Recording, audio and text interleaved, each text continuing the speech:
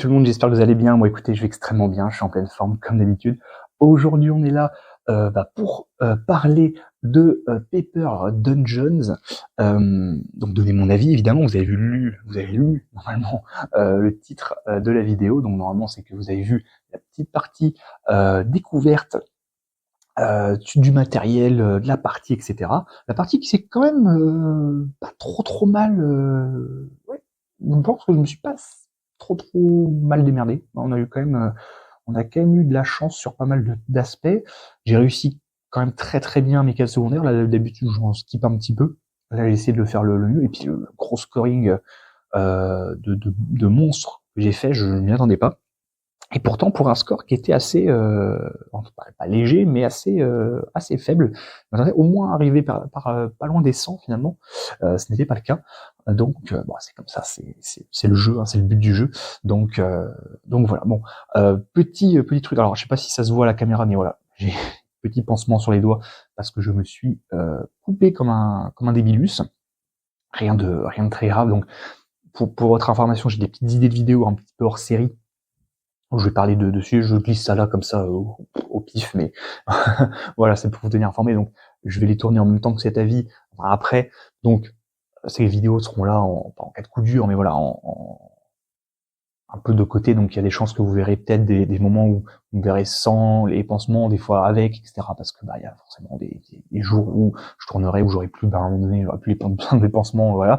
Je vais pas les garder pour le faux raccord, les faux raccords, etc. Donc, il y a des moments où vous me verrez avec et d'autres sans. Donc, bien évidemment, soyez pas en mode mais qu'est-ce qui se passe, machin. Voilà, rien de grave. Mais voilà, là je peux pas. En ce moment là, j'ai un peu du mal à jouer, c'est un peu embêtant.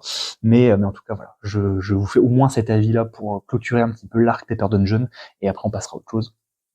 Mais en tout cas voilà, on est là pour mon avis. Donc on y va, c'est parti comme d'habitude avec les points négatifs. Et il y en a pas beaucoup, mais il y en a quand même à soulever.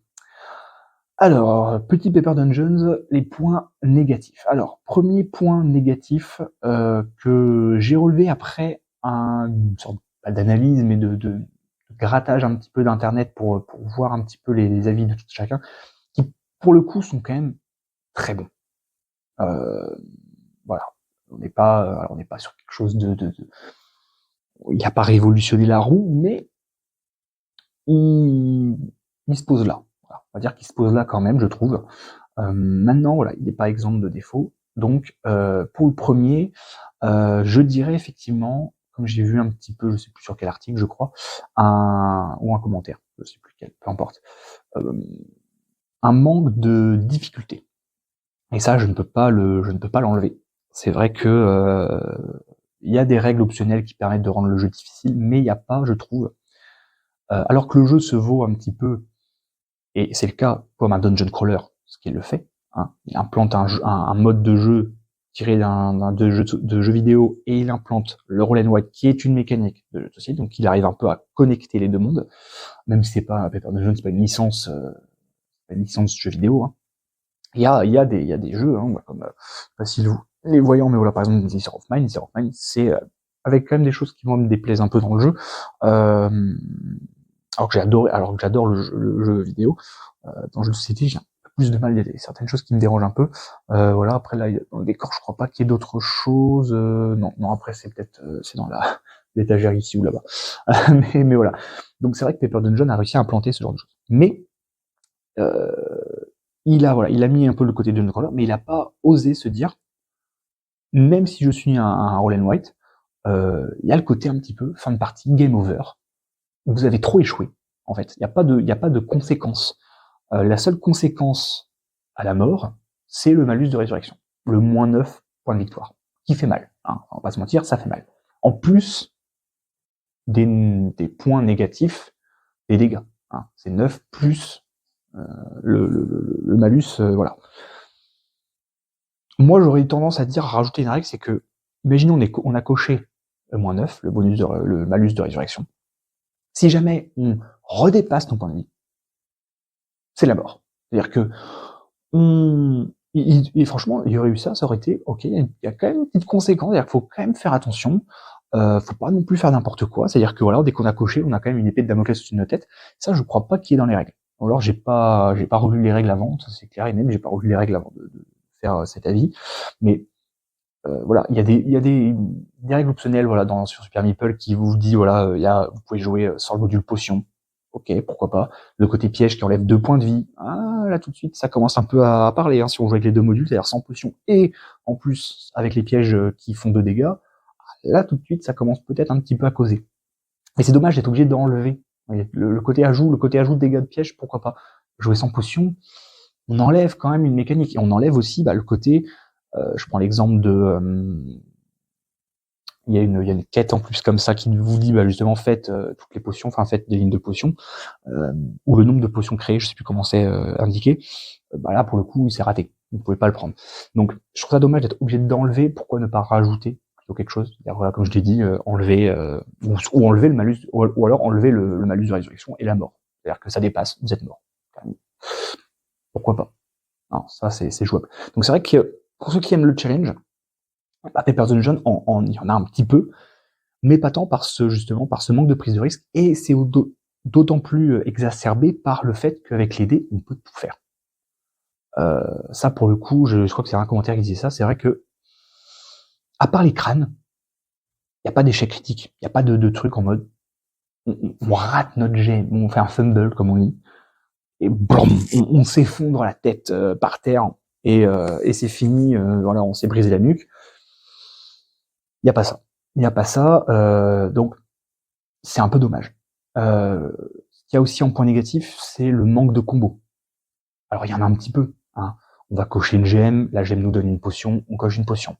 On level up un perso, on coche un petit truc sur sur la grille point de vie. Voilà, ça s'arrête là. Il y a quelques fois aussi où on a fini par crafter, on crafte par exemple le chaudron, on craft 3 potions, hop, on a fini la ligne, on peut gagner un level up qui lui-même nous donnera un point de vie. Mais ça reste très léger, je trouve. Donc c'est vrai que pour ceux pareil qui adorent les combos en disant je coche un truc là, puis ensuite je fais un truc là, etc. Par exemple, même pour le coup, pour vous dire, j'ai le Tréfuté Royal. Tréfuté a plus de combos que Perron Dungeons. Voilà. Faut le savoir. Encore une fois, alors je vous le dis, là je le dis maintenant, je suis en train de voir pour me procurer l'extension Paper Dungeons Side Quest. Alors de ce que j'ai vu, j'ai l'impression que c'est plutôt un Paper Dungeons 2. Ils ont mis extension, mais est-ce qu'on peut réellement parce que pour le coup la map est vraiment différente. Il y a des nouvelles mécaniques, il y a des nouveaux trucs à cocher, les pouvoirs uniques sont pas les mêmes. Qu'est-ce que j'ai vu d'autre encore? J'ai vu que la piste de dégâts est beaucoup plus vénère. Je crois que la piste de dégâts s'arrêtait à 25 dans Paper Dungeon. Là, c'est moins 35 points de victoire. C'est vénère. Qu'est-ce que j'ai vu d'autre? J'ai vu des nouveaux pièges aussi, une sorte de lame, un peu comme dans Indiana Jones, un petit peu, les trucs comme ça, là. Donc je sais pas. J'ai pas encore le jeu. Je suis en train de voir sur quel site je peux le trouver. Mais en tout cas, je suis en train de voir, donc très très hâte de pouvoir mettre la main dessus et de pouvoir le tester justement pour comparer un petit peu son grand frère, un petit peu, on va dire ça comme ça, et voir un petit peu quel est le mieux. Donc de toute façon, vous serez au courant dès que je l'ai, je mettrai ça évidemment sur Instagram, bien évidemment. Bref, donc voilà. Sinon, à part le côté difficulté qui n'est pas là, les dés avec lesquels on peut vraiment tout faire, le manque un petit peu d'échecs critiques ou de fumble, le manque de combo. À part ça, moi franchement, c'est tout ce que j'ai à dire pour les points négatifs. Je pense que voilà, ces trois-là sont quand même déjà assez, sont quand même assez présents. Maintenant, tout le reste, on va y venir. Hein, ça va être les points positifs. Vous vous en doutiez. Après le négatif, il y a quand même du positif. En point positif, on va commencer par les choses un petit peu pas forcément qui fâchent, mais les petites choses. Le ticket d'entrée, c'est-à-dire le prix, pour ce que c'est et pour le contenu, c'est ok. Franchement, une vingtaine d'euros de mémoire, ouais, c'est correct. Franchement, aucun problème. Le côté design, très sympa. Le côté un petit peu mise en ambiance, c'est-à-dire les idées quand même, parce que voilà, j'ai le côté discuté, etc. Ok, mais il y a quand même un petit plateau, enfin la petite colonne craft, c'est une très bonne idée. Le côté voilà, bon, le côté personnage, c'est un peu pas du classique, mais quand même. Mais c'est quand même une bonne idée aussi que les objets des personnages demandent leur dé spécifiquement. Donc ça, c'est vraiment cool. On n'est pas non plus, alors même si on est dans le medieval fantasy, on n'est pas dans le medieval fantasy dit classique. Hein. Alors il y a un petit peu, voilà, il y a quelques classiques, il y a le vampire, il y a la liche qui pourrait être un peu le nécromancien. Qu'est-ce que vous avez d'autre? Vous avez le géant qui peut être un petit peu, voilà, comme les trolls, choses comme ça. Mais globalement, moi je trouve qu'on est plus sur un côté mythologique parce que on a quand même l'hydre, on a quand même la chimère, on a l'élémentaire, on a le minotaure, on a le golem, on a la gargouille, on a le guetteur, enfin on a le dragon classique évidemment, mais voilà, on est quand même dans le côté, enfin pas conter les gens, mais voilà, le côté un petit peu mythologique, je trouve, est quand même présent. Alors encore une fois, moi ça me dérange absolument pas. Moi je m'abreuve de Medieval Fantasy matin, midi, soir presque. Il y a aucun problème là-dessus. Moi j'ai pas les dents du fond qui baignent, contrairement à certains qui des fois sont oh, c'est bon, trop mangé, c'est bon, hop, je peux plus rien avaler, c'est terminé. Alors moi non, alors là moi ouais, moi quand vous voulez, il y a aucun problème. Il y a zéro souci. Voilà, tant que c'est un jeu où je peux jouer tout seul, moi le Medieval Fantasy, ça, il y a aucun souci, il y a vraiment aucun problème. Qu'est-ce qu'il y a d'autre encore? Voilà, même voilà, je parlais des dés tout à l'heure, les dés, la taille des dés, oh Dieu merci. Oh, les bons gros dés, le seul petit, voilà, le petit regret, pas de dés gravés. Bon, c'est pas très grave, mais voilà, ils sont bien massifs, ça c'est vraiment cool. Le côté aussi rejouabilité qui est très très cool. Le côté aussi qui est plutôt intéressant parce qu'on pourrait dire voilà le côté difficulté, il y a aussi le côté aussi où le temps passe, c'est-à-dire que on lance les dés certes, mais ben si on tarde trop, on chope des gros malus. Voilà, donc faut quand même ne pas trop tarder, aller au moins voir les boss, etc. Donc ça c'est plutôt cool aussi le côté pas le côté prise de risque, mais le côté de se dire voilà, faut quand même avancer dans le monde, on peut pas rester un petit peu dans notre coin à juste crafter ou à level up, etc. Faut quand même à un moment donné avancer dans le donjon et justement prendre le risque de se prendre plus de dégâts que prévu. Bon, le côté jet de dés est vraiment très cool, évidemment. En même temps, c'était un roll and ride, donc voilà, c'est un peu logique. Ce que j'aime bien aussi, c'est le côté où souvent, en tout cas moi c'est comme ça que j'essaie de fonctionner, c'est le côté où on va essayer de fusionner un petit peu le côté pouvoir et la quête, et ou les quêtes secondaires. Moi j'aime bien regarder mes quêtes et les pouvoirs un petit peu, en me disant ok, j'ai ce pouvoir-là, il va plutôt avec cette quête-là, ah non celui-là il va plutôt avec celle-là, etc. Essayer un petit peu de faire des combos un peu intéressants de cartes, justement pour m'aider avec pour m'aider justement avec la quête principale ou les quêtes secondaires. Donc non, franchement, c'est plutôt très très cool. Maintenant, je mettrai un petit, alors il n'y a pas de, il y a pas de point moyen, mais un point où j'étais un peu en mode, je sais pas trop sur quel pied danser. C'est sur le côté, est-ce que Paper Dungeon, et je pense on va pouvoir rentrer dans la conclusion, est-ce que finalement Paper Dungeon, je peux le recommander à tout le monde, avec tous les points que j'ai cités, c'est-à-dire le manque de le manque de challenge, le manque de difficulté, et en même temps le côté où, comme je l'ai même dit, je l'ai mentionné dans la vidéo, le côté où quand on connaît pas, on peut se dire oh, beaucoup trop d'infos pour mon cerveau. Voilà. La conclusion, je pense, c'est que Paper Dungeon ne plaira pas à tout le monde. Je sais que sur des sites, c'est beaucoup du 4 sur 5 en termes d'étoiles ou autre. Voilà. Moi, je le dis, Paper Dungeon ne peut pas plaire à tout le monde. Parce qu'en fait, je trouve que pour quelqu'un qui se dirait ah allez quel jeu je peux commencer, enfin j'adore le côté lancer des dés et cocher des trucs, etc. Par quoi je peux commencer? Je ne conseillerais pas forcément Paper Dungeon. Parce qu'encore une fois, il y a ce manque de combos, il y a ce manque de difficulté, et il y a ce manque de crainte de se dire waouh, même moi je crois dans la vidéo à un moment donné j'oublie de mettre mes points de vie, je sais plus à quel moment, j'oublie de recompter. Attendez, je crois qu'il me manque 1, 2, 3, je recompte. Ah oui, ok, il me manque au moins 2, il me manquait je crois 2 points de vie de mémoire. Bon, ça allait parce que j'avais j'avais fait ce qu'il fallait, mais faut pas être là, faut pas oublier de dire ah mais j'ai coché là, donc faut pas que j'oublie de cocher là. Alors ça, encore une fois, il y a pas beaucoup de combos, mais c'est vrai que le peu de choses, des fois on peut être là de dire oh là, non, c'est vrai que j'ai level up là, j'ai oublié de cocher mon point de vie. Donc quand on débute, voilà, c'est parce que je filme. souvent quand on filme pas, je suis plus concentré. Voilà, là, faut quand même que j'assure un petit peu le show entre guillemets. Donc voilà, mais c'est vrai que pour les gens qui connaîtraient pas, moi je me rappelle la première fois que j'ai peur d'un j'ai fait oh la boîte trop bien et tout. Je regarde, je retourne, ouf, je bug sur la feuille quoi. Je suis là, oh attends, qu'est-ce que c'est que ça? Ça veut dire quoi tout ça? C'est quoi ces conneries? Et au final, ça, pas que ça coulait de sens, mais ça l'a fait. Oui, y a aucun souci. Donc c'est vrai que pour le coup, je dirais que c'est une porte d'entrée avec accompagnement pour ceux qui débuteraient. Moi, je sais qu'il y a certains de mes potes qui pourtant aiment bien jouer. Je leur fous un Paper Dungeon dans les mains, même si je leur explique les règles, je pense qu'ils vont trop d'infos, beaucoup trop d'infos, beaucoup trop d'infos.